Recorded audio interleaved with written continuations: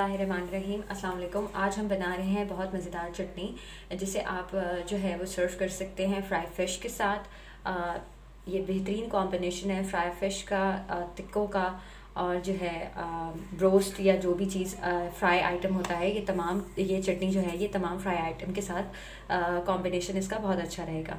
तो इंग्रेडिएंट्स बता देती हूँ मैं क्या क्या चीज़ें रिक्वायर्ड है। ये मैंने 4 अदद होल साबुत लाल मिर्चें ली हैं, नमक है, ये आधा टमाटर है, ये ज़ीरा है 1/4 टीस्पून, 3 अदद हरी मिर्चें हैं, लहसुन के 2 जवे हैं, पुदीना है और ये हरा धनिया है। ये इमली का गाढ़ा गाढ़ा पेस्ट है। इन तमाम चीज़ों को हम ब्लेंडर में डाल के पेस्ट बनाएंगे, फिर आपको दिखाते हैं।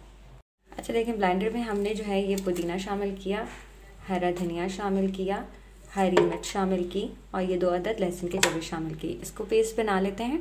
अच्छा देखिए, ये हरा मसाला जो है इस तरह से जो है मैंने पानी की क्वांटिटी कम रखी है। मैंने इसमें 2 चमचे जो है वो पानी डाला था।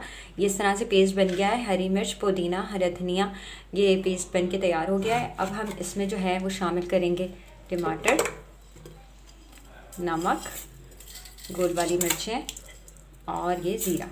ये शामिल करके इसका पेस्ट बनाते हैं और ये इमली का पानी भी डाल देंगे। ब्लेंडर में इसको अच्छे तरीके से स्मूथ सा पेस्ट बनाते हैं।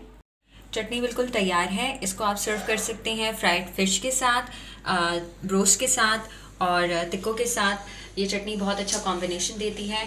ट्राई कीजिए, फीडबैक दीजिए। रेसिपी अच्छी लगी तो प्लीज़ सब्सक्राइब करें चैनल को। अल्लाह हाफ़िज़।